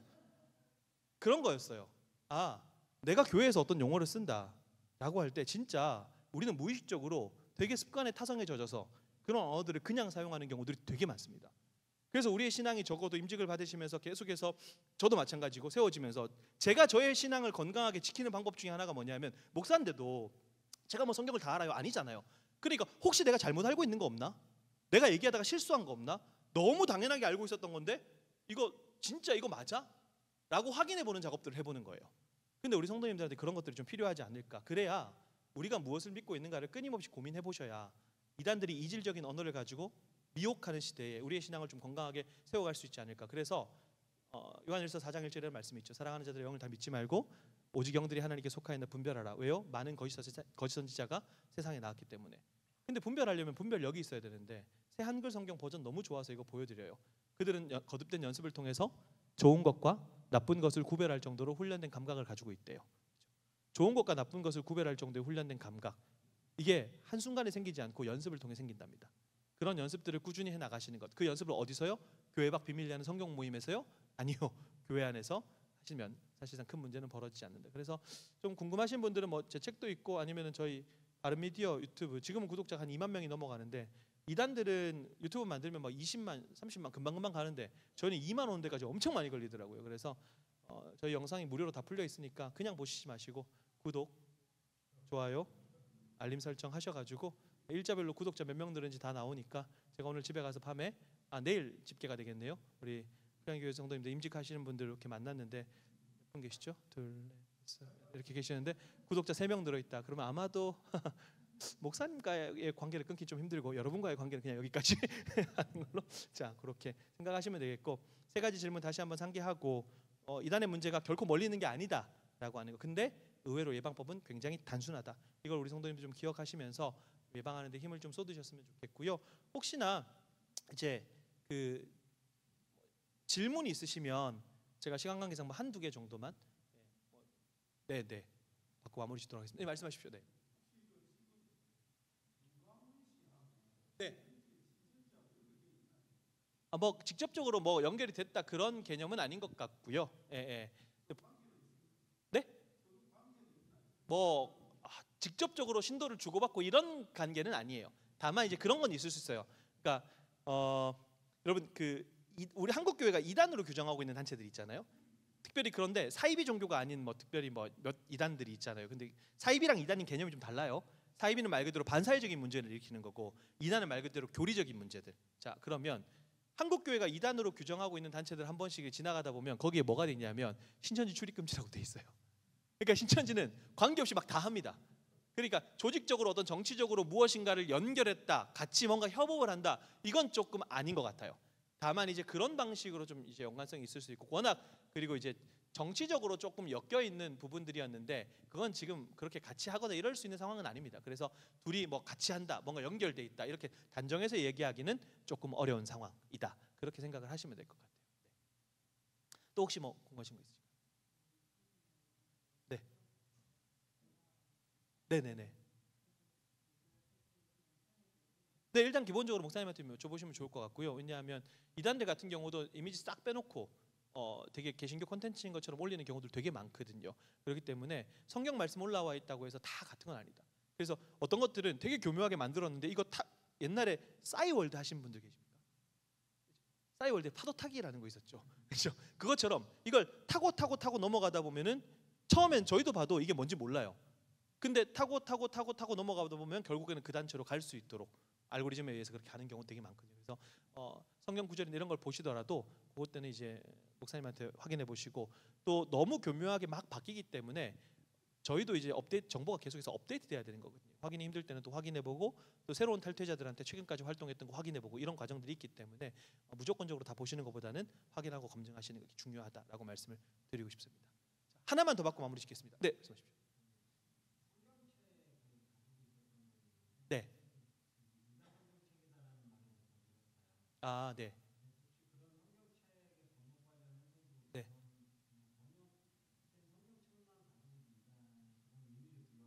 아, 조금 다릅니다. 그러니까 뭐냐면 신천지 같은 경우는 개역 한글 성경 쓰거든요. 근데 개역 한글은 이단은 아니잖아요. 번역본의 하나입니다. 그렇죠? 근데 이단들 중에 자신들의 교리를 유리하게 만들려고 자신들의 성경을 만들어서 활동하는 경우가 있어요. 예를 들면 여호와의 증인 같은 경우는 신세계역이라고 해서 이단들이 가지고 있는 그들의 경전이 따로 있는 경우들이 있습니다. 되게 성경하고 비슷한 경우들. 아마 제가 제 촉이 맞으면 지금 이제 말씀하신 성경이 아마 킹제임스 성경이죠. 킹제임스 성경인데 킹제임스 성경 자체는 하나의 번역본이에요. 근데 문제는 뭐냐면 그 성경만 하나님께서 보존하신 유일한 성경이다. 나머지 번역은 사탄이 변개했고, 사탄이 변개한 성경 못 봐, 이 개념으로 가게 되면 그 주장이 이단적 주장이 되는 거죠. 그러니까 킹제임스 성경은 1611년도에 영어 킹제임스 성경이 있고 그걸 가지고 이제 한글로 번역했기 때문에, 사실 킹제임스 성경 번역이 뭐 나쁘다 좋다 이걸 떠나서 오늘날 지금 현대 역본들이 킹제임스 성경보다 훨씬 더 좋은 번역본들입니다. 근데 이것만 하나님께서 보존하신 유일한 성경, 나머지는 다 쓰레기, 이 주장은 문제가 있는 거예요. 그래서 킹제임스 성경 봐도 되냐? 보셔도 됩니다. 근데 성경은 킹제임스 성경만 보는 게 아니라 다른 번역본들도 함께 참고해서 보시는 게 좋겠다. 네, 그래서 그 성경과 그걸 가지고 신격화하는 주장, 이 두 가지를 구별하시면 된다라고 말씀을 드리고 싶습니다. 네. 더 급한 혹시나 뭐 추가적으로 나중에 더 뭐 궁금하신 것들, 혹은 좀 이단 문제가 벌어지지 않으면 좋겠지만 혹시나 가족 중에 지인들 중에 그런 문제가 생기거나 확인이 필요하거나 그러실 때는 뭐 제가 목사님하고 가까이 있으니까 저희 사무실도 멀지 않습니다. 여기 화정에 있거든요. 그렇기 때문에 언제든지 그런 교류를 통해서 교회가 그리고 성도님들이 좀 건강하게 세워가는데 함께 협력을 했으면 좋겠다라는 말씀 전해드리면서 오늘 강의는 여기서 마무리 짓도록 하겠습니다. 감사합니다.